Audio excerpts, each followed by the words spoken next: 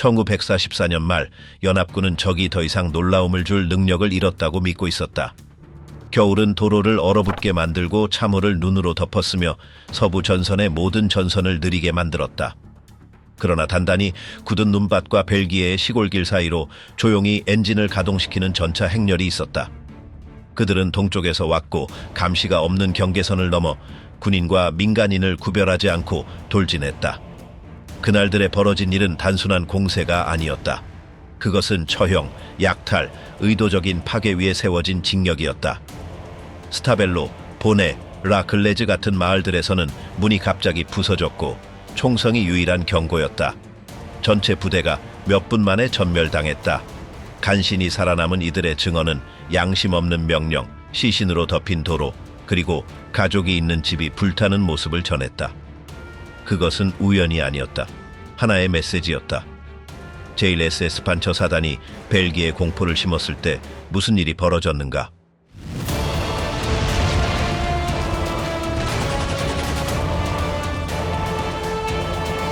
아무도 예상하지 못한 은밀한 기습. 1944년 말 독일 지휘부의 상황은 절망적이었다. 동부 전선은 소련군의 끊임없는 압박에 밀리고 있었고 연합군은 서부에서 자신의 위치를 공고히 하고 있었다. 위기에도 불구하고 나치 정권의 지도자는 벨기에를 향한 기습작전을 명령했다. 목적은 분명했다. 연합군을 분열시키고 너무 늦기 전에 전쟁의 흐름을 바꾸려는 것이었다. 공세를 위한 선택 지역은 나무와 눈으로 뒤덮인 산악지대였다. 독일, 벨기에, 룩셈부르크에 걸쳐 있는 아르덴은 어렵지만 기습에 유리한 지형을 제공했다. 독일군은 지형 조건과 겨울 날씨가 공중에서의 신속한 반응을 방해할 것이라고 판단했다. 이는 보급이 한계에 다다른 상태에서 벌인 고위험의 도박이었다. 공격 계획에서는 한 기갑 부대를 선봉대로 지정했다. 이 부대는 동부 전선에서 이동된 많은 베테랑 병사들로 구성되어 있었다. 제일 SS 판처 사단이었고 냉혹하고 유능한 지휘관이 이끌고 있었다. 이 부대는 벨기에 마을을 통과해 전략적 다리를 넘고 안트베르펜으로 이어지는 도로망에 도달하는 임무를 받았다. 작전에는 절대적인 침묵이 요구되었다.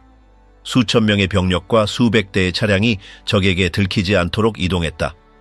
이동은 밤에 조명 없이 엄격한 지침해 이루어졌다. 모든 것은 기습이 의심받지 않도록 정밀하게 계산되었다. 작전 책임자는 장교들을 비밀회의에 소집했다. 회의 장소는 마지막 순간까지 알려지지 않았다. 그 자리에서 전체 전략이 열정적으로 설명되었다. 분위기는 긴장감으로 가득했다. 실행 가능성에 대한 의문이 있었지만 누구도 반대하지 않았다. 거절은 심각한 결과를 불러올 수 있다는 것을 모두가 알고 있었다. 첫 번째 공격을 이끌 선발 부대는 몇 달 전 격렬한 전투에 참여한 부대였다. 지형, 장비, 압박에 익숙한 이들은 휴식도 협상도 고려하지 않는 징역을 맡았다. 배치 세부 사항이 조율되는 동안 전선 반대편은 상대적으로 평온했다.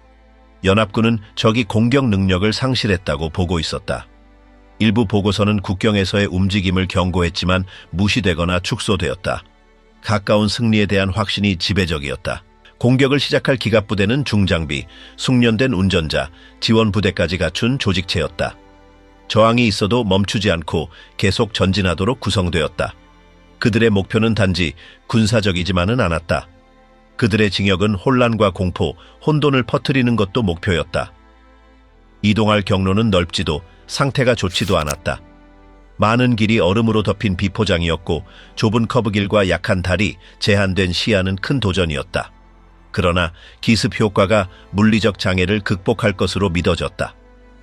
병사들 사이의 분위기는 평소와 달랐다. 많은 이들에게 이 작전은 지휘부의 기대를 충족시킬 마지막 기회였다. 압박은 위로부터뿐만 아니라 부대의 역사로부터도 오는 것이었다. 자신들이 감시당하고 있음을 알고 있었다. 그들의 징역 결과는 서부 전선의 미래를 좌우할 수 있었다. 한편 국경 근처의 벨기에 마을에서는 일상이 계속되고 있었다. 몇 시간 안에 엔진 소리, 총성, 중장비의 지속적인 소음이 들리게 될 것이라곤 아무도 상상하지 못했다. 연합군의 순찰대는 뚜렷한 징후를 발견하지 못했다. 안개는 움직임을 가리는 데 도움이 되었다. 공격 전의 침묵은 완전했다. 공격 전날 밤 독일 지휘관들은 마지막 명령을 전달했다. 부대들은 천천히 지정된 위치로 이동했다. 공격은 새벽에 예고 없이 시작될 예정이었다. 목적은 적이 방어를 조직할 시간을 주지 않고 먼저 타격하는 것이었다. 실패는 고려되지 않았다. 이 작전은 정확성과 속도를 전제로만 의미가 있었다. 정찰 차량이 먼저 진격하고 그 뒤를 주력 전차가 따랐다. 이어서 지형을 확보하고 장애물을 처리할 부대가 뒤따랐다. 동시에 특정 임무를 맡은 특수 부대가 배치되었다. 방어 제거, 통신 차단, 주요 지점 확보 등이 그들의 역할이었다. 모든 움직임은 동시에 이루어져야 했다. 공세를 이끄는 부대는 혹독한 훈련을 받았다. 그들은 항복을 받아들이지 않는 것으로 유명했다. 이전 작전에서도 단호한 행동으로 악명이 높았다. 이번에도 신속함이 신중함보다 중요하다는 점이 강조되었다. 그들이 지나갈 길에는 병사, 민간인, 중요 구조물들이 있었다. 계획은 그 어느 것도 구분하지 않았다. 연합군은 그 시각 잠들어 있었다. 전선 어디에도 경계령은 내려지지 않았다. 한겨울인 12월에 대규모 공격이 있을 것이라 여긴 사람은 아무도 없었다. 전략적 차원에서도 적은 동부에 집중할 것이라 예상되었다. 산악 지역에서 서부로 새로운 공격을 가할 것이라 생각한 이는 없었다. 선두 기갑 부대는 위치에 도착해 있었다. 밤은 어두웠고 추위는 혹독했으며 지면은 얼어붙어 있었다. 엔진은 조용히 가동 중이었고 경로와 목표, 시간표가 배포되어 있었다. 해가 뜨면 첫 번째 발포가 이 작전의 시작을 알릴 것이었다. 이는 부분적인 승리를 위한 것이 아니었다. 전부 아니면 전무였다. 그 새벽 아무런 예고도 없이 첫 번째 차량들이 전선을 넘기 시작했다. 대포 소리도 대규모 폭발도 없이 빠르고 직접적이며 조율된 움직임이었다. 몇 시간 안에 인근 마을들은 징역의 첫 신호를 감지했다. 이렇게 해서 24시간도 차에 지나지 않아 벨기에의 죽음과 파괴, 공포를 남긴 공세가 시작되었다. 파이퍼 빌링겐을 초토화하고 전선을 무너뜨리다. 12월 16일 새벽은 아무런 예고 없이 시작되었다. 기온은 낮았고 안개는 언덕을 뒤덮었으며 길게는 전날 밤에 얼어붙은 흔적들이 남아있었다.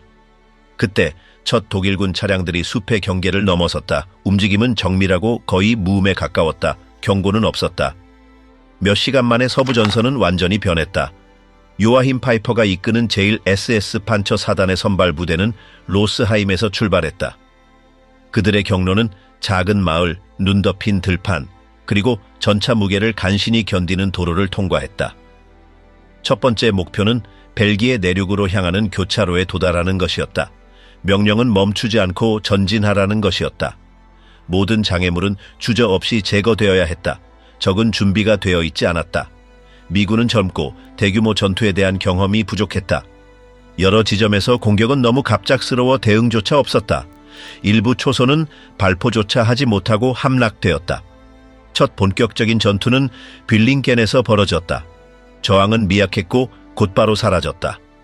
도로 위 차량들은 파괴되었고 포로는 지체 없이 붙잡혔다. 파이퍼의 부하들은 엄격한 명령을 받았다. 시간은 그들의 적이었다. 어떤 정지도 계획을 망칠 수 있었다. 망설임은 용납되지 않았다. 항복하는 자들은 방해물로 간주되었다. 그날 바로 부차적인 도로, 들판, 버려진 차량 옆에서 처음으로 병사들이 처형되었다. 질문도 확인도 없었다. 오직 속도만이 중요했다. 진격은 멈추지 않았다. 수 킬로미터 후 부대는 갈라졌다. 일부는 혼스펠트로 향했고 그곳에서 연료가 가득한 창고를 발견했다. 지체 없이 확보되었다. 다른 이들은 좁은 도로를 따라 이동했고 방어 수단 없는 적 차량들을 포착했다. 트럭, 앰뷸런스, 지프는 아무런 경고 없이 차단되었고 탑승자들은 즉시 제거되었다. 시간이 흐르며 연합군 장교들 사이의 보고는 혼란스럽기 시작했다. 일부는 소규모 공격이라 했고 다른 이들은 전면적인 공세라 주장했다. 적의 유니폼 착용, 허위 신호 사용, 무경고 도로 점령은 혼란을 가중시켰다. 많은 이들이 훈련이나 착오로 착각했다. 로스하임어그라벤에서는 더 격렬한 충돌이 벌어졌다. 그러나 그것만으로는 부족했다. 독일군 포격은 전차의 진입을 도왔다. 방어선은 1시간도 되지 않아 돌파되었다. 그곳에서도 포로가 생겼고 다른 곳들과 마찬가지로 지체 없이 처형되었다. 시신은 도랑 옆에 방치되었고 아무도 수습할 수 없었다. 파이퍼의 기갑 부대는 계속 전진했다. 명령은 해가 지기 전까지 최대한 징역하는 것이었다. 교차로와 다리 확보가 핵심이었다. 이 지점들을 확보하면 다른 독일군 부대가 아무런 방해 없이 진입할 수 있었다. 첫날 뿌려진 혼란은 전체 공세가 형태를 갖추기 위한 시간을 벌어야 했다. 그들은 마을을 지나쳤고 민간인들은 무슨 일이 벌어지고 있는지 이해하지 못했다. 일부 집은 은신처로 사용되었고 다른 집은 전술적 판단에 따라 불태워졌다. 경고는 없었다. 명령은 멈추지 않는 것이었다. 적에게 엄폐를 줄 수 있는 구조물은 모두 파괴 대상이었다. 오후가 되며 안개는 걷히기 시작했다. 진격은 느려졌지만 멈추지 않았다. 부대는 재정비하고 손실을 검토하고 자원을 재배분했다. 일부 차량은 지형 상태로 인해 무력화되었다. 몇몇 전차는 진흙에 빠지거나 숨겨진 지뢰에 의해 바퀴를 잃었다. 구조 시도는 없었다. 방치된 채로 두고 갔다.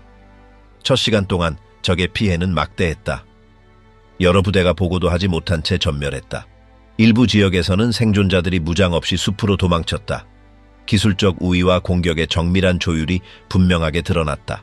하루가 끝날 무렵 연합군 고위 지휘부는 공격 소식을 받기 시작했다. 보고는 혼란스러웠지만 하나의 공통점이 있었다. 아르덴에서 중대한 일이 벌어졌다는 것이다.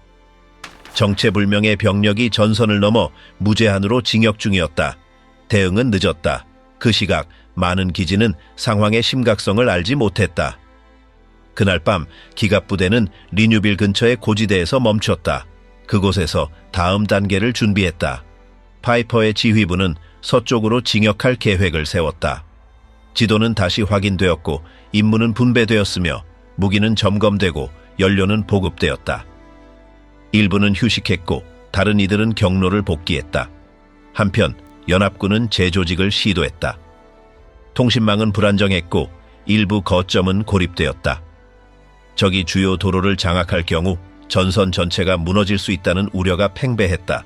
공격의 주체가 누구인지 아직 아무도 확실히 알지 못했다. 그 첫날은 이후 전개의 톤을 설정했다. 멈춤도 자비도 없었다. 선두 부대가 뚫은 전선은 잔혹하게 그어졌다. 메시지는 분명했다. 후퇴는 없고 협상은 고려되지 않았다. 진격은 시작되었고 벨기에는 그 길 위에 있었다. 말메디, 포로로 잡힌 84명의 병사 처형. 12월 17일 아침은 더 맑은 공기로 시작되었다. 추위는 여전했지만 가시거리는 나아졌다. 공세를 이끌던 독일군 기갑부대는 중단 없이 작은 도로를 따라 전진하며 적의 후반기에서 취약 지점을 찾고 있었다.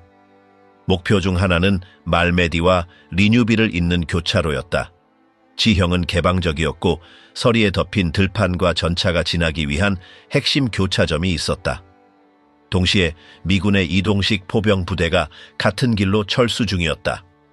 100명가량의 병력으로 구성된 이 부대는 경량 차량에 나눠 타고 무기, 무정이, 보급품을 운반하고 있었다.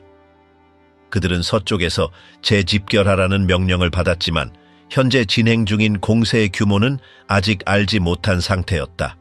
그들의 이동 경로는 독일군 부대와 직접 충돌하게 되었다. 정오쯤 첫 발포가 이들의 움직임을 가로막았다. 미군 부대는 양쪽에서 도로를 차단한 중전차와 장갑차에 의해 포착되었다. 기습은 완전했다. 방어선을 구축할 시간도 없었다.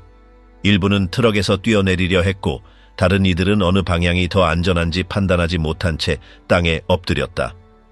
독일군의 명령은 즉각적이었다. 지체 없이 생포하라. 생존자들은 개방된 들판 중앙에 모이도록 강요받았고 감시에 무기와 문서가 수거되었으며 차량은 유용한 물자를 찾기 위해 조사되었다. 몇 분 만에 80명이 넘는 병사들이 울타리 옆에 SS 제1사단 병사들의 감시 아래 정렬되었다. 그 뒤에 벌어진 일에 대한 증언들은 본질에서 일치한다. 독일군 측에서 발사된 총탄이 포로들 사이에 떨어졌다. 처음엔 실수나 혼란으로 인한 사고로 여겨졌지만 곧 총성이 늘어났다. 일부 병사들은 눈밭을 헤치며 도망치려 했고 다른 이들은 현장에서 쓰러졌다. 몇몇은 총격을 피하기 위해 죽은 척했다. 이는 소규모 충돌이나 교전이 아니었다. 이후의 증거들은 이것이 의도된 처형이었다는 것을 가리켰다. 총격은 수분간 이어졌고 끝난 뒤 독일군 병사들은 현장을 돌며 아직 움직이는 이들을 마무리했다. 설명도 우발적인 반응에 흔적도 없었다. 겨우 탈출한 몇몇은 각기 다른 방향으로 도망쳤다. 일부는 숲을 지나 장시간 걸은 끝에 연합군 진영에 도착했다. 그들은 피와 진흙에 뒤덮인 채로 상황을 설명했지만 처음엔 심각하게 받아들여지지 않았다. 그 이야기는 너무 충격적이었다. 그러나 몇 시간 후 더 많은 생존자들이 유사한 증언을 하면서 의혹은 확신으로 바뀌었다. 공통점이 너무 많았다. 한편 독일 지휘부는 이 사건에 대한 보고를 하지 않았다. 그들에게는 징역이 우선이었다. 주변에서는 계속 전투가 벌어지고 있었다. 파이퍼는 부대의 진군을 멈추지 않았고 원래의 계획에서도 벗어나지 않았다. 도로는 방해 없이 확보되어야 했다. 뒤에 남겨진 것은 그의 관심 밖이었다. 미군 지휘부가 보고를 받기 시작하자 경계 경보가 울렸다. 적 부대가 들판 한가운데서 포로를 처형했다는 가능성은 내부 구조에 충격을 주었다. 증언 확인을 위한 명령이 내려졌고 정찰대가 현장으로 파견되었다. 그들이 목격한 것은 최악의 예감을 확인시켰다. 들판에는 여전히 시신들이 널려 있었다. 시신의 위치, 상처, 탄피, 눈 위의 자국은 사건을 충분히 재구성할 수 있게 해주었다. 84구의 시신이 확인되었고 대부분은 근거리에서 총격을 당한 상태였다. 교전 흔적은 없었다. 전투의 흔적은 일절 없었고 오직 처형이었다. 소식은 연합군 부대 전반에 빠르게 퍼졌다. 몇 시간 만에 이 사건은 말메디 사건으로 알려지게 되었다. 이는 유일한 학살은 아니었지만 그 대규모성과 명백성으로 인해 즉각적인 잔혹함의 상징이 되었다. 병사들 사이에서는 강한 분노가 퍼졌다. 일부 지역에서는 포로를 받으라는 명령이 무시되기 시작했다. 상급 지휘부는 보복을 억제하기 위한 지침을 내렸지만 병사들 사이의 정서적 충격은 깊었다. 적이 어떤 규칙도 지키지 않는다는 인식은 전투 행동을 바꾸었다. 군사적 의무와 복수심의 경계는 흐려지기 시작했다. 내부 조사는 즉시 시작되었다. 생존자들의 진술이 수집되었고 사진이 촬영되었으며 잔해와 흔적이 채집되었다. 그 장소는 이후 전쟁 범죄 문서화의 핵심 증거로 남게 되었다. 단순히 한 사건이 아니었다. 명확히 식별 가능한 특정 부대가 항복한 적을 처형했다는 최초의 구체적 증거였다. 시간이 흐르면서 파이퍼의 부대와의 연관성이 분명해졌다. 위치, 시간, 배치된 부대에 따라 오차의 여지가 없었다. 책임은 15일부터 진격을 주도한 그 부대에 집중되었다. 나중에 잡힌 일부 독일군 포로들의 증언은 이 결론을 강화시켰다. 지휘체계는 명확하지 않았지만 즉각적인 명령을 수행한 자들의 책임은 확립되었다. 이 사건의 공개는 정치적 파장도 불러왔다. 학살은 공식 발표문에 포함되었고 언론에 보도되었으며 적의 잔혹함을 보여주는 사례로 활용되었다. 이 사건은 전면 항복까지 전쟁을 지속해야 한다는 연합군의 서사를 강화시켰다. 이제 단지 징역을 막는 문제가 아니었다. 도덕적 선이 침해된 사건이었다. 전장에서 연합군은 새로운 공격에 대비하고 있었다. 학살은 독일군의 진군을 막지 못했지만 적에 대한 인식을 바꾸는 전환점이 되었다. 이 사건은 전투의 실수가 아니었다. 그것은 선택이었다. 그리고 그것은 이 지역의 전반적인 전쟁 양상을 바꾸었다. 사건이 발생한 교차로는 며칠 후 다시 확보되었다. 시신들은 수습되어 분류되었고 신원 확인 장소로 이송되었다. 일부는 수주간 이름 없이 남아있었고 다른 이들은 생존한 동료에 의해 확인되었다.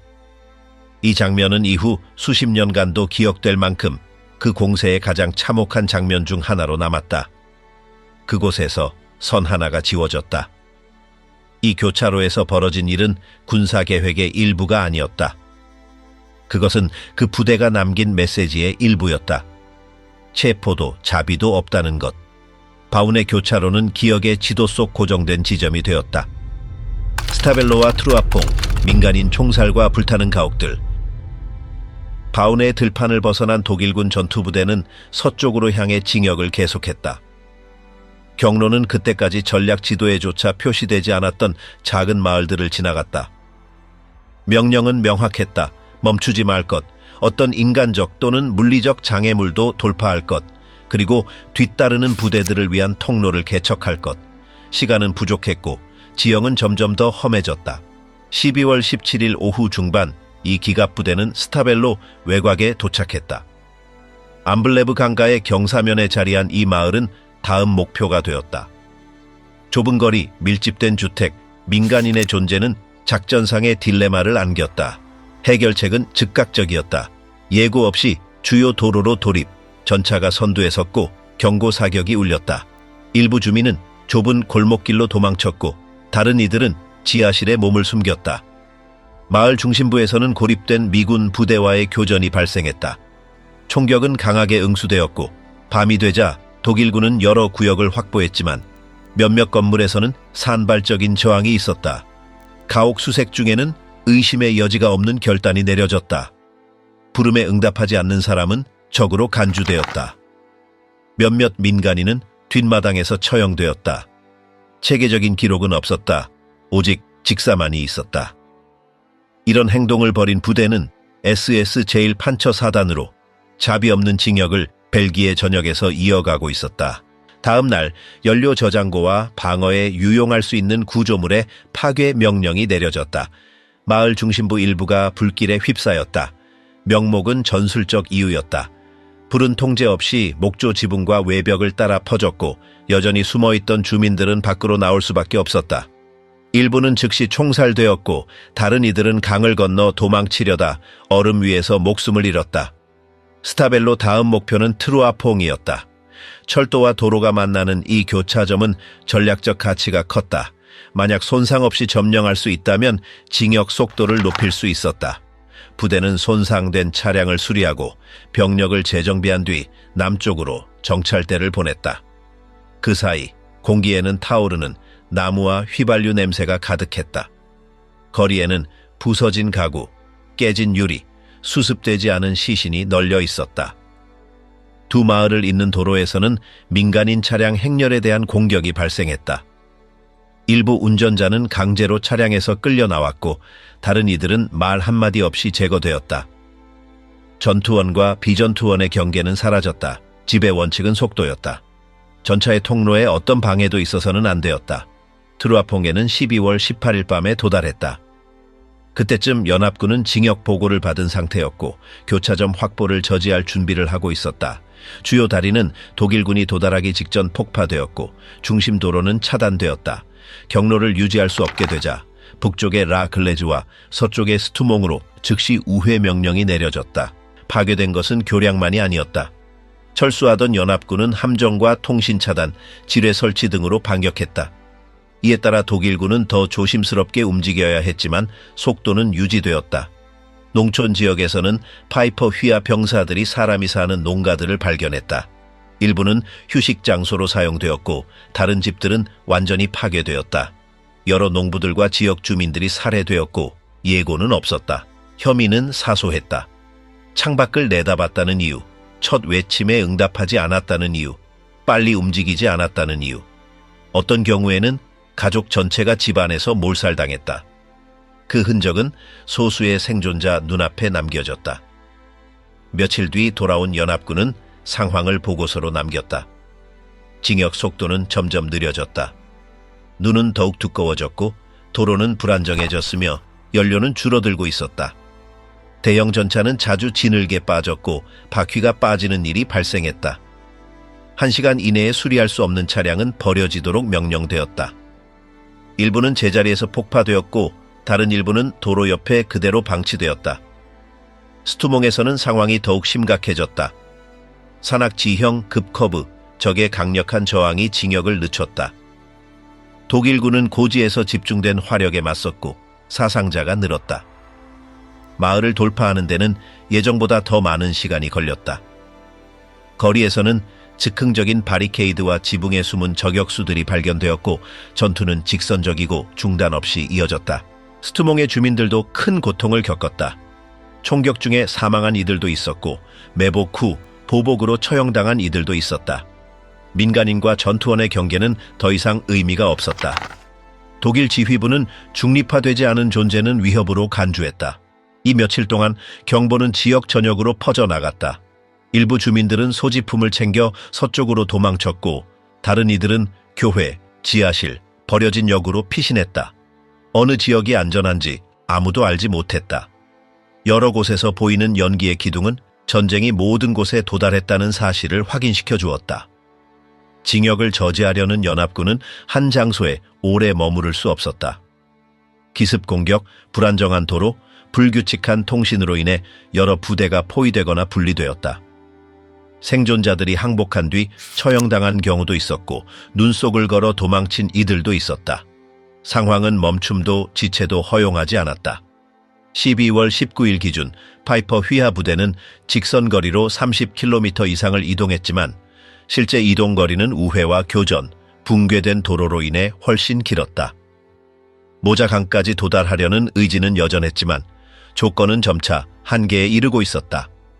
폭파된 교량, 파괴된 도로, 더 조직적인 적의 대응이 전장을 바꾸고 있었다. 이미 지나온 지역에는 연기가 나는 건물, 텅 빈 거리, 흩어진 증언만이 남았다.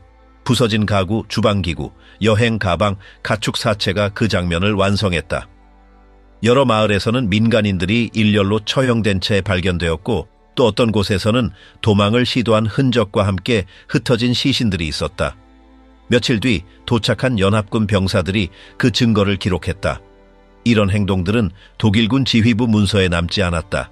그들에게는 필요한 조치였을 뿐이다. 보고서에는 이름도 숫자도 민간인에 대한 언급도 없었다. 오직 경로, 시간, 점령 위치만 기록되었다. 목표는 계속 움직이는 것이었다. 뒤에 남은 것은 중요하지 않았다. 그 공세의 구간은 깊은 흔적을 남겼다. 몇 시간 만에 마을 전체가 영원히 변했다. 손실은 군사적 차원을 넘어서 있었다. 그것은 인간적이고 민간인이며 조용한 손실이었다.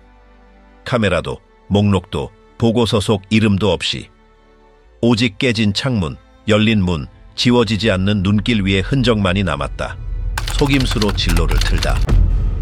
독일군 주력 부대가 마을과 계곡을 통과하며 전진하는 동안 더 눈에 띄지 않는 작전이 조용히 시작되고 있었다. 대규모 전차와 포병의 전개와 동시에 특수 임무를 띤 비정규 부대가 작동되었다. 이들의 우선 목표는 전투가 아니라 혼란이었다. 개방된 전투에서 승리하는 것이 아니라 실수를 퍼뜨리는 것이었다. 이 작전은 정규 부대 외부에서 창설된 부대에 맡겨졌다. 구성원들은 외국어 실력과 이질적 문화에 대한 적응 능력을 기준으로 선발되었다. 그들은 적군의 유니폼을 입고 탈취하거나 위장된 차량을 운전하며 적의 지도와 문서를 이용했다. 자신들의 휘장은 없었다. 전장에서 그들의 모습은 평범한 연합군 병사와 다르지 않았다. 계획은 단순한 개념의 복잡한 실행이었다. 미군이 장악한 지역으로 침투하여 도로 표지판을 바꾸고 이정표 방향을 바꾸며 가능한 경우에는 잘못된 정보를 전파하는 것이었다. 내부로 진입한 후에는 의심을 사지 않도록 행동해야 했다.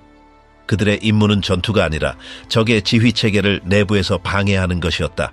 12월 17일 밤 여러 개의 침투조가 조용히 보조 전선을 넘었다. 이들은 경량 차량을 이용해 어둠과 주력 기갑 부대가 일으킨 혼란을 활용했다. 경로는 사람이 드문 시골길과 숨겨진 진입로로 계획되어 있었다. 각 교차로에서 이들은 표지판을 조작하고 방향 지시를 바꾸었으며 명령을 받으러 이동 중인 부대를 가로막는 일도 있었다. 다음 날 새벽 그 영향이 나타나기 시작했다. 전투구역으로 향하던 연합군 부대가 엉뚱한 경로로 유도되었고 일부는 막다른 길에 도달하거나 예상치 못한 적군과 조우했다. 몇몇 연대는 수시간 동안 지휘부와 단절되어 중요한 시간을 잃었다. 혼란은 통신센터 인근까지 침투한 침투조들이 나타나며 더 심해졌다. 이들은 알려진 아모나 지역 방언을 이용해 중요 정보를 입수하거나 허가받지 않은 철수를 유도했다. 문서에 따르면 보강 병력 전체가 위조 명령으로 잘못된 방향으로 이동한 사례도 있었다. 연합군 병사들 사이에서는 동료들이 이상하게 행동하고 있다는 소문이 돌기 시작했다. 의심은 빠르게 확산되었고 검문소마다 검증 절차가 강화되었다. 병사들은 서로에게 자국의 문화, 정치, 스포츠에 대한 질문을 던졌고 답변을 틀릴 경우 즉시 체포되었다. 이런 불신의 분위기는 대응 속도에 영향을 미쳤다. 통신은 느려졌고 이동은 더 불안정해졌다. 낯선 얼굴 하나하나가 불안을 일으켰고 정체불명의 차량은 모두 위험으로 간주되었다. 그 결과 전체 방역이 느려졌다. 병사들은 행동 전에 망설였다. 여러 사례에서 침투자들은 발견되었다. 일부는 언어 실수나 사소한 오류로 인해 체포되었다. 이들에 대한 조사를 통해 위조 문서와 위장된 무기, 때로는 폭약까지 지니고 있었던 것이 확인되었다. 이들은 포병 위치나 탄약고, 정보 등 정확한 목표에 대한 지침도 가지고 있었다. 그들이 남긴 심리적 충격은 물리적 피해보다 컸다. 수적으로는 수백 명에 불과했지만 그 영향은 수천 명의 연합군 병사에게 전파되어 행동 방식을 바꾸게 했다. 내부에서 적이 존재할 수 있다는 공포는 총탄보다 강했다. 연합군 고위 지휘부는 즉각적인 대응 지시를 내렸다. 자군 복장을 한 침투자는 즉시 처형하라는 명령이 내려졌고 재판이나 정식 절차는 허용되지 않았다. 적군 행세를 한다는 것은 군법 보호를 포기하는 것이라는 논리였다. 처형되지 않은 체포자들은 신속히 신문되었다. 이들로부터 얻은 진술로 작전 준비 과정이 드러났다. 이들은 전선에서 멀리 떨어진 기지에서 몇 주 전부터 훈련을 받았고 일부는 억양 없이 영어를 구사했고 다른 이들은 기초적인 회화만 가능했지만 소속을 속이기엔 충분했다. 신문 기록에는 침투 후에는 각자의 판단에 따라 행동하라는 명령이 있었다고 한다. 명확한 지휘 체계는 없었고 각 조는 상황에 맞게 기회를 이용해야 했다. 그들의 목표는 내부에서 부식을 일으키는 것이었다. 일부는 자신도 모르게 정체를 드러냈다. 도시 이름이나 문화적 참조, 시각적 식별에서 실수했기 때문이다. 야구 선수 이름을 틀리게 말하거나 라디오 프로그램을 모르는 것만으로도 의심을 샀다. 작은 실수가 치명적인 결과를 낳았다. 독일 고위 지휘부는 이 작전을 공식적으로 기록하지 않았다. 이 작전은 방어선을 내부에서 무너뜨리기 위한 병행 작전이었으며 며칠 이상 지속할 계획은 아니었다. 중요한 것은 즉각적인 효과였고 요원의 생존은 고려되지 않았다. 많은 이들이 돌아오지 못했으며 일부는 후방에서 흔적도 없이 사라졌다. 19일부터 20일까지 연합군은 경로를 재정비하고 검문을 강화하며 혼란을 점차 진정시켰다. 그러나 피해는 이미 발생했다. 초기 며칠간의 핵심 시점이 왜곡되었고 혼란은 돌이킬 수 없었다. 현지에서는 소문과 현실이 뒤섞였다. 일부 마을에서는 해방 이후에도 점령 중이라 여겼고 진짜 병사와 위장을 구별할 수 없다는 두려움이 남아 있었다. 시골길 표지판은 여전히 존재하지 않는 방향을 가리켰고 공식 지도는 실제 지점 확인에 따라 수기로 수정되었다. 이들 위장 특수부대의 활용은 이전 작전들과의 큰 차이를 만들었다. 대규모 파괴도 폭탄을 이용한 은밀한 공격도 아니었다. 이는 심리전이었다. 지형에 대한 인식을 바꾸기 위한 시도였고 그 점에서는 성공적이었다. 3일이 지난 시점에는 대부분의 침투자들이 사살되거나 흩어졌다. 직접적인 영향은 사라졌지만 그 기억은 남았다. 수주 동안 내부 검문은 계속되었고 부대는 구성원의 신원을 확인하는 절차를 유지했다. 속임수의 흔적은 절차 속에 남았다. 내부에서 의심을 조장하는 전략은 짧은 시간이었지만 그 목적을 달성했다. 속도와 정밀함이 생명인 공세에서 몇 시간의 혼란은 진지를 확보하느냐, 빼앗기느냐의 차이를 의미했다. 위장을 하고 침투한 이들은 도시를 점령하지는 못했지만 수많은 명령을 제 시간에 도달하지 못하게 만들었다. 라글레즈, 공세의 죽음의 함정이 되다. 스투몽을 넘어선 후 초기 공세를 특징지었던 빠른 징역 속도는 점차 분열되기 시작했다. 선두에 서 있던 기갑 부대는 점점 더 조직적인 저항에 부딪혔다. 지형은 더욱 기만적으로 변했고 도로는 좁아졌으며 기동의 여지는 줄어들었다. 다음 목표는 산악지대 중심에 위치한 두 마을, 라글레즈와 스투몽이었다. 이 두 마을은 좁은 도로로 연결되어 있었고 자연스럽게 함정이 되었다. 라글레즈로의 진입은 순탄하지 않았다. 초기에는 비어있는 것처럼 보였지만 몇 분 만에 위장된 위치에서 총격이 시작되었다. 선두의 전차들은 집중 사격으로 대응했고 건물의 외벽은 무너지고 잔해가 흩어졌다. 낮은 지붕의 석조 주택들은 전날 밤 잠복해 있던 미군 소수 병력에게 엄폐처를 제공했다. 전진할 수 있는 매 미터는 시간과 탄약을 필요로 했다. 제1SS 판처 사단에 속한 독일 병력은 원래 개방된 지형에서의 기동전에 익숙했지만 그들은 방식을 바꿔야 했다. 부대를 소규모로 나눠 측면을 확보하고 건물을 하나씩 확보해야 했고 이 변화는 이동을 더욱 느리게 만들었다. 탈출 경로는 줄어들었고 거리는 막다른 골목이 되었다. 현지 주민은 대피하지 못했다. 많은 이들이 지하실이나 내부 벽 뒤에 숨었다. 교차되는 사격은 구분 없이 이들을 덮쳤고 구조물 붕괴로 사망하거나 총탄에 맞은 사례가 속출했다. 이후 보고서들은 수일 동안 방치된 시신들, 잔해로 변한 방, 가구는 멀쩡한데 지붕만 무너진 집들을 기록했다. 한편 인근 고지대에서는 미군 포병이 독일군 진지를 향해 간접 사격을 시작했다. 매 발사마다 골목으로 파편이 날아들었고 경량 차량은 잔해 속에서 기동할 수 없었다. 여러 대가 진입 불가 지점에 갇혔고 탑승자들은 차량을 버릴 수밖에 없었다. 북쪽에서 도착한 미군 증원 부대는 독일군 진입로를 차단하려 했다. 목표는 질서 있는 철수를 막는 것이었다. 독일군에게는 항전 명령이 내려졌고 중앙광장 철도 교차점, 고지대 인근의 방어 진지가 구축되었지만 압박은 계속 높아졌다. 스투몽 역시 상황이 나아지지 않았다. 단순한 진입이었던 것이 장기전에 돌입했다. 방어자들은 도시 구조를 이용해 초등학교 창고 2층 가옥에 엄폐했고 점령 시도는 지속적으로 저지되었다. 독일군은 일부 지역에서 후퇴를 강요받았다. 상급 지휘부에 보낸 보고서에는 통행 불가능한 도로, 연료 부족의 심각성이 명시되었다. 다수의 전차가 움직이지 못하게 되었고 일부는 직접 사격으로 파괴되었으며 다른 일부는 단순히 연료가 바닥났다. 더 이상 전진은 불가능했고 목표는 점령지 방어로 전환되었다. 기상 조건은 물류를 더욱 어렵게 했다. 눈은 표지판을 덮었고 지늘근 바퀴를 가뒀으며 엔진은 지속적인 정비를 요구했다. 이미 분열된 보급선은 가장 노출된 지역에 도달하지 못했고 부대는 며칠 전 확보한 물자를 이용해 임시 보급 지점을 설정했다. 라클레즈에서는 교회 건물이 관측소로 사용되었다. 지휘관들은 이곳에서 지휘를 조율하려 했지만 탑은 몇 차례나 피격되었고 결국 철수되었다. 병력은 묘지 주변과 골목길로 후퇴했다. 혼란은 심화되었다. 일부 병사들은 기동 중 소속 부대에서 이탈했고 다른 이들은 잔해에 갇혀 구조받지 못했다.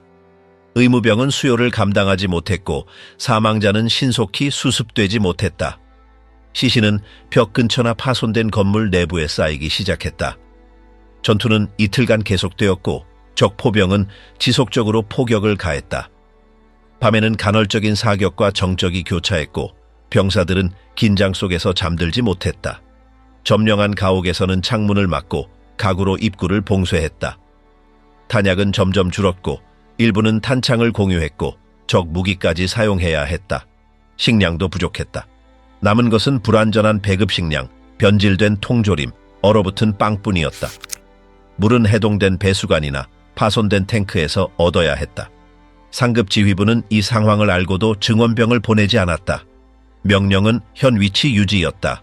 외부에서 포위를 깨는 것은 거의 불가능했고 다른 부대는 이미 다른 전선에 투입되어 있었으며 주요 접근로는 적 포병이 장악하고 있었다.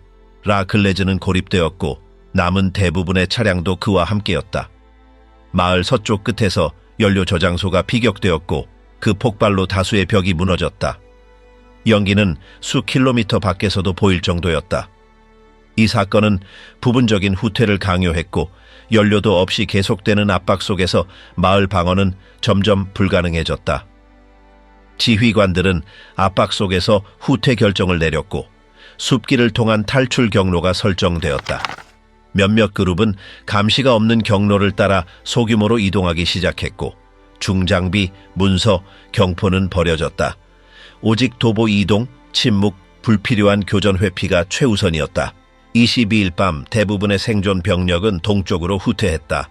일부는 탈출하지 못했고 다른 이들은 인근 언덕에서 포로가 되었다. 돌아온 이들이 남긴 마을은 더 이상 알아볼 수 없었다. 지붕은 무너졌고 건물은 불탔으며 주민은 거의 남아있지 않았다. 사상자 수는 여전히 정확히 집계되지 않았다. 미군이 다시 마을을 장악했을 때 그들은 폐허를 마주했다. 벽에는 파편 자국이 가득했고 시신은 아직 수습되지 않았으며 차량 잔해는 도로를 막고 있었다. 사건은 문서화되었고 증거가 수집되었으며 보고서가 작성되었다. 발견된 물품 중에는 징역 경로도, 불완전한 무기 목록, 송을씨 편지가 포함되어 있었다. 빠른 공세로 시작된 작전은 이 지점에서 물리적 한계에 도달했다. 라클레즈의 최전방 전차들은 더 이상 움직이지 않았고 스투몽의 벽은 마지막 폭발 흔적을 간직하고 있었다. 그 뒤에 온 것은 더 이상 징역이 아니었다. 그것은 후퇴였다. 파이퍼 전차를 버리고 도보로 탈출하다. 12월 23일 서부 전선의 독일군 공세는 완전히 동력을 잃었다. 제일 SS 판처 4단 소속 파이퍼가 이끄는 선두부대는 라클레즈에 남아있었고 철저하게 포위되어 퇴로는 없었다. 한때 심층 침투 작전이었던 이 징역은 혹한기 한가운데에서의 포위 상태로 전락했다. 보급 부족, 지속적 소모, 연합군의 압박 증가는 모든 가능성을 극단적으로 축소시켰다. 하루 전부터 조짐은 분명했다. 외부 통신은 불안정했고 도달하는 독일 지휘부의 보고는 부정확하거나 상반되었다. 현장 병사들 사이에서는 더 이상 징역이라는 단어가 쓰이지 않았다. 대신 버티는 것이 언급되었다. 연료는 거의 완전히 소진되었고 남은 차량은 움직일 수 없었다. 중전차들은 작전상 아무 역할 없이 정지된 장애물에 불과했다. 그날 동쪽으로의 탈출을 시도한 여러 시도는 모두 실패했다. 우회 경로로 보낸 정찰대는 적의 사격에 의해 물러났고 연합군은 야간에 설치한 지뢰, 포병, 저격수로 알려진 모든 진입로를 차단한 상태였다. 어떤 이동도 몇 분 내에 발각되었다. 유일한 현실적 선택은 은신하며 도착하지 않는 명령을 기다리는 것이었다. 포위 내부는 긴장과 침묵에 휩싸여 있었다. 점령한 건물의 틈 사이로 한기가 스며들었고 식량은 거의 바닥났으며 난방과 의료 자원도 부족했다. 대부분은 맨바닥이나 해진 매트리스 위에서 잠을 청했고 부상자는 최소한의 처치만 받을 수 있었다. 탄약은 엄격히 배급되었고 무기는 마지막 총격전에 대비해 지속적으로 점검되었다. 전략적으로 이 부대는 더 이상 공격적 가치가 없었다. 이동도 불가했고 전선을 돌파할 힘도 점령지를 유지할 여력도 없었다. 지휘부의 보고는 타 부대들 역시 후퇴 중임을 보여주었고 전반적인 공세가 철수 국면으로 전환되고 있음을 시사했다. 라클레즈의 포위는 바로 그 후퇴의 직접적인 결과였다. 고립은 완전했다. 그날 밤 파이퍼는 장교들을 소집했다. 여러 대안이 논의되었으나 잔류는 배제되었다. 연합군의 포격은 강도를 높이고 있었고 방어선은 더 이상 충분한 보호를 제공하지 못했다. 조직적인 총공격이 벌어졌을 경우 방어는 불가능했다. 병사들은 지쳐 있었고 확보한 전리품으로는 장기 저항이 불가능했다. 결정은 감상 없이 내려졌다. 연설도 선언도 없었다. 명령은 명확했다. 운반 불가능한 모든 것은 파괴하고 지형의 엄폐를 이용해 동쪽으로 도보로 철수하라. 철수는 조용하고 단계적이며 조명 없이 이루어져야 했다. 각 병사는 절대적으로 필요한 것만을 휴대해야 했다. 12월 24일 새벽 철수가 시작되었다. 차량은 폭파되거나 회수 불가능한 상태로 방치되었고 무정인은 파괴되었으며 문서와 지도는 불에 태우거나 눈 속에 묻혔다. 경량 포병 장비는 폭발물로 무력화되었고 적이 사용할 수 있는 모든 것은 철저히 파괴되었다. 도보부대는 소그룹으로 편성되어 각기 다른 경로로 이동했다. 이들은 시골길과 덤불길을 따라 움직였고 도로와 개활지를 피해갔다. 이동은 느리고 고되며 위험했다. 일부 병사는 뒤처졌고 부상으로 따라갈 수 없었으며 몇몇은 적 순찰대에 포착되었다. 다른 이들은 농가나 폐허 건물에 숨은 채 발견되지 않기를 바랐다. 라클레즈 내부에는 뒤틀린 기계잔에 버려진 의복, 얼어붙은 시신이 남겨졌다. 불탄 전차들은 포탑을 열어둔 채 충격 자국을 남기며 좁은 거리 사이에 줄지어 있었다. 건물 외벽은 전투의 흔적을 고스란히 간직하고 있었고 일부는 완전히 붕괴되었다. 깨진 창문 너머로는 먼지가 쌓인 다묘와 엎어진 가구가 보였다. 미군이 진입했을 때 모든 것은 면밀히 기록되었다. 파괴된 전차 하나하나, 발견된 무기, 버려진 방어 진지 하나까지. 민간 구조물의 피해, 신원 미상의 시신, 즉흥적으로 판 참호까지도 사진에 담겼다. 보고서는 이 부대가 작전 능력을 상실했음을 확증했다. 포로로 잡힌 소수의 병사들은 제한된 정보를 제공했다. 대부분은 전선의 전체 상황을 몰랐고 일부는 공세가 다른 지역에서는 계속되고 있다고 믿고 있었다. 몇몇은 자기가 곧 구출될 것이라 확신하기도 했다. 그러나 현실은 달랐다. 라클레즈의 포위는 이 측면에서의 공세가 결정적으로 붕괴되었음을 상징했다. 간신히 복귀한 병사들은 극한의 육체 상태였다. 수일간의 도보 행군, 영하의 온도, 식량 부족, 지속적인 위협 속에서의 탈출이었다. 모두가 돌아오지는 못했다. 이후의 추산에 따르면 원래 병력의 절반 이상이 복귀하지 못했다. 다수는 실종되었고 공식 기록은 남지 않았다. 파이퍼의 부대가 맞이한 실패는 단순한 전술적 패배가 아니었다. 상징적인 의미를 지녔다. 이 부대는 연합군 전선을 돌파하고 안트베르펜으로 향하는 길을 열며 전황을 전환시킬 부대로 선택되었다. 그러나 이들의 붕괴는 그 야망의 종말을 의미했다. 적은 단지 저항한 것이 아니라 공세의 최정예 부대를 포위하고 무력화시켰다. 이 사건은 독일군 전체의 사기에 영향을 미쳤다.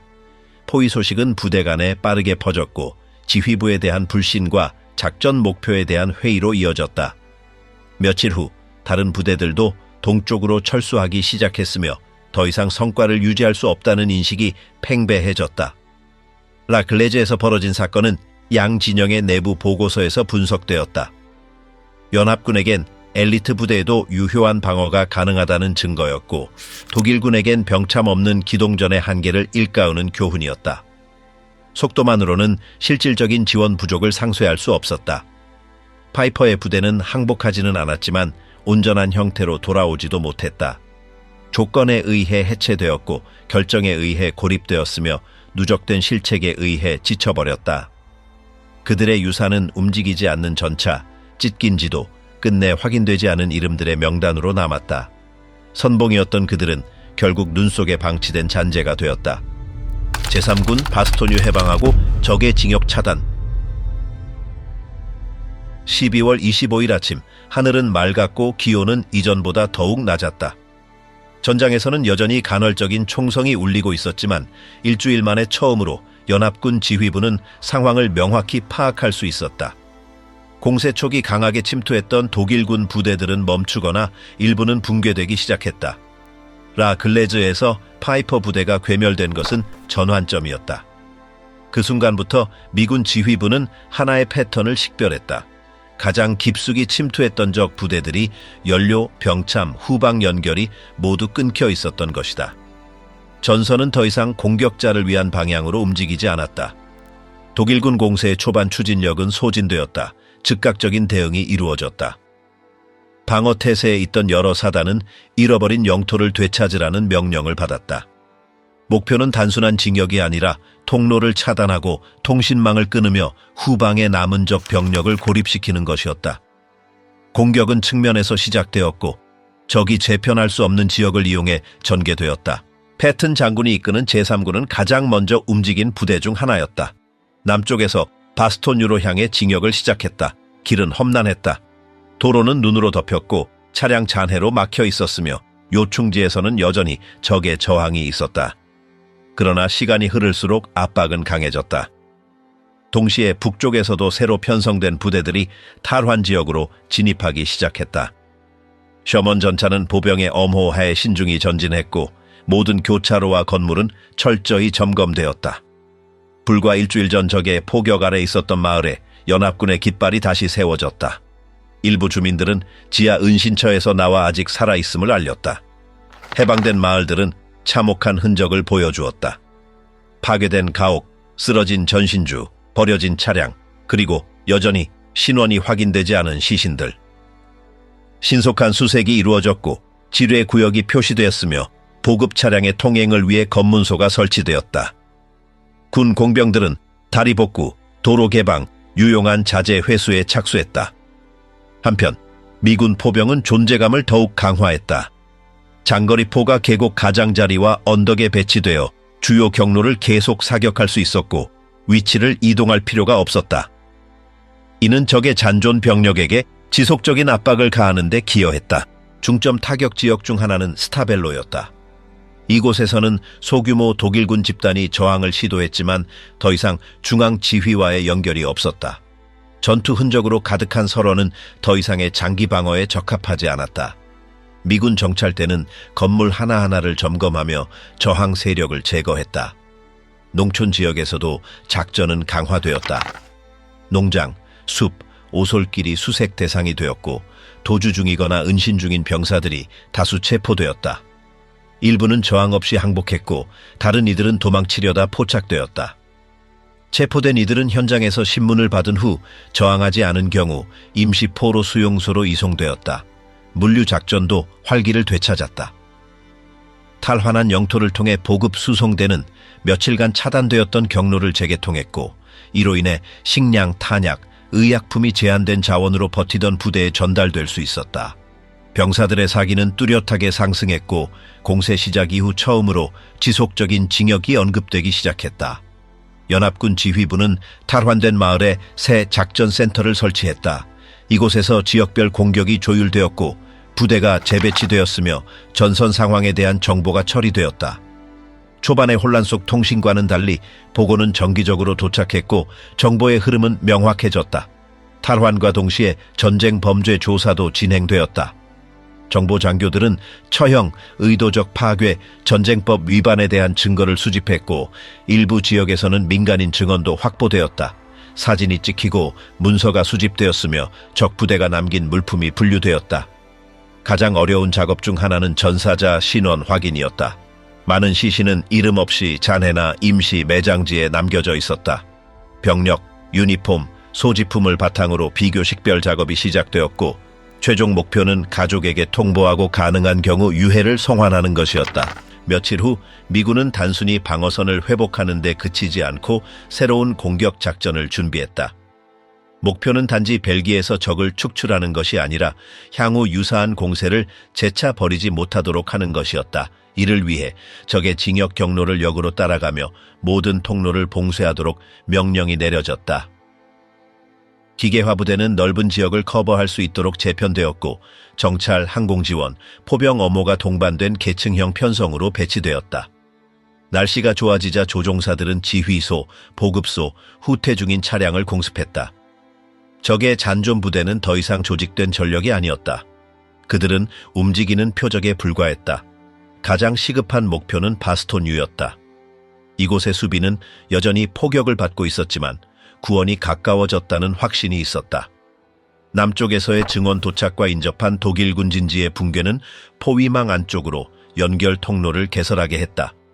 수일간 저항해온 병사들은 보급과 지원을 받기 시작했다. 포위망은 내부가 아니라 외부에서 뚫렸다. 12월 28일경 전체 상황은 크게 달라졌다. 적 전선은 대부분 후퇴했고 남은 것은 흩어진 병력과 더 이상 전투력을 가지지 못한 잔당뿐이었다. 독일군 사상자는 전투뿐 아니라 탈진, 동사 방치로도 계속 증가했다. 연합군 지휘부는 무질서한 추격을 피하고 진지를 공고히 하기로 결정했다. 새롭고 체계적인 방역을 다음 달에 준비하기 위해서였다. 적 공세 초반의 교훈은 명확해졌다. 신뢰가 아니라 준비가 중요하다는 것이다. 파이퍼 부대 붕괴 이후의 상황은 전투의 향방이 기습이 아니라 초기 타격을 견디고 방어를 재조직할 능력에 달렸음을 보여주었다.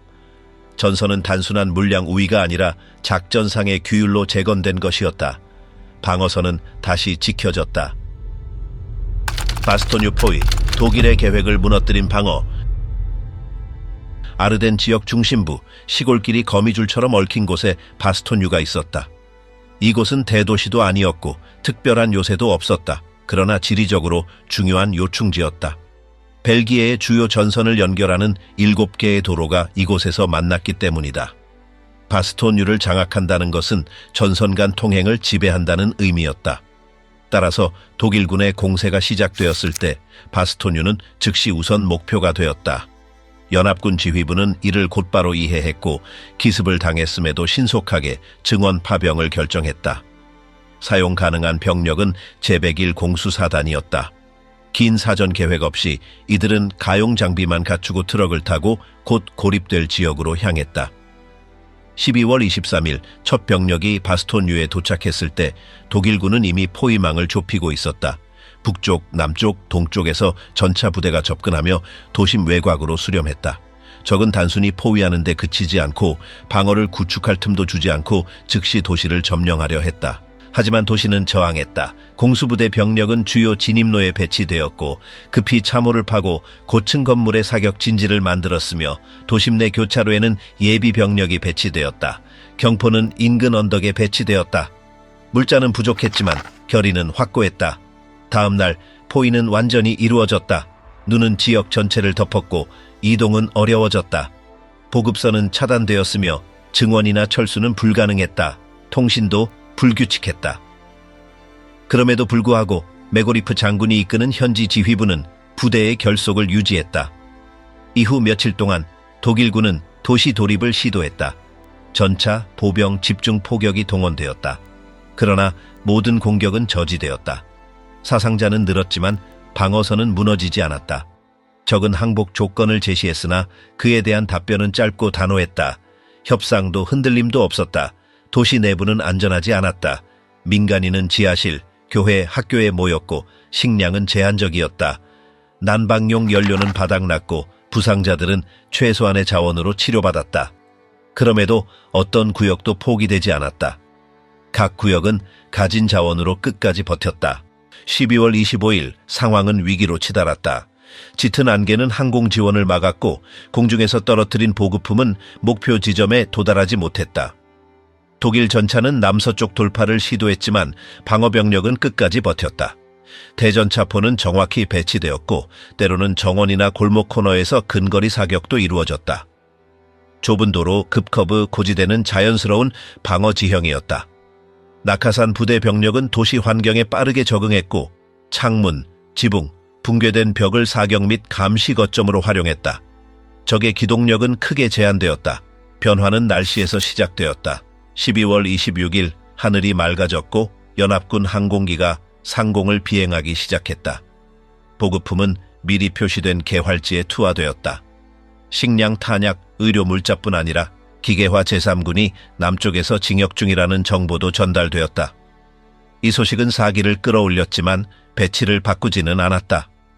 방어자들은 지원군이 아직 수 킬로미터 떨어져 있음을 알고 있었다. 독일군은 여전히 계속 공격했다. 일부 구역은 일시적으로 밀렸지만 곧 재편성되어 원래 위치를 회복했다. 지원군의 징역은 느렸다. 도로는 빙판이었고 매복이 자주 발생했다.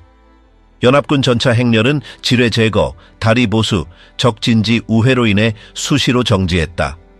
그럼에도 계속 전진했고 결국 12월 27일 오후 기계화 부대의 선발대가 제101 공수사단의 전방 관측소에 도달했다. 포위는 정면 공격으로 뚫린 것이 아니라 끈질긴 전진으로 관통되었다. 진입로는 좁고 제한적이었지만 충분했다. 그 순간부터 보급로가 확보되었고 정기적인 보급이 가능해졌다. 의료진, 공병, 증원부대도 도착했다. 적은 이를 즉시 인식했다. 바스토뉴 점령 기회는 사라진 것이었다. 공격은 약화되었고 일부 구역에서는 독일군이 후퇴하기 시작했다. 차량 포진지, 무기 잔해가 남겨졌고 사상자는 수습되지 못한 채 얼어붙은 들판에 방치되었다. 도시 내부는 전투 흔적이 분명했다. 건물 지붕, 벽, 문에는 탄흔이 남았고 거리에는 파편이 흩어져 있었다. 석조 외벽은 폭발로 검기에 그을렸으며 광장의 나무들은 포화로 꺾여 있었다. 대부분의 창문은 깨져 있었다. 민간인들은 피해를 입었지만 살아남았다. 사상자는 발생했으나 대규모 이탈은 없었고 전투 동안 숨어 있었던 주민들이 서서히 모습을 드러냈다. 구호소가 조직되었고 담요와 식량이 배급되었다. 도시는 살아남았지만 깊이 변해 있었다. 전략적 관점에서 바스토뉴 방어는 독일군의 연결 시도를 저지했다. 도로 결절점을 차단함으로써 북쪽과 남쪽에서 진격하던 부대의 연계를 끊었고 이는 공세 전체를 분열시켰다. 독일군은 경로를 우회해야 했고 시간과 병력을 낭비했으며 방역에 노출되었다. 저항은 상징적인 효과도 있었다.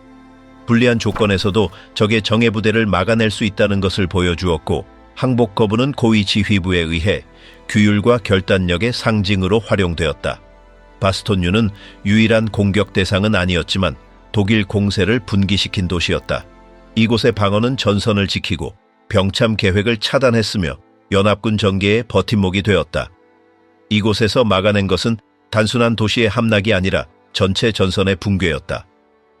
전투는 그 교차로에서 끝나지 않았지만 전황은 바뀌었다. 그 이후로 징역은 더 이상 적의 몫이 아니었다.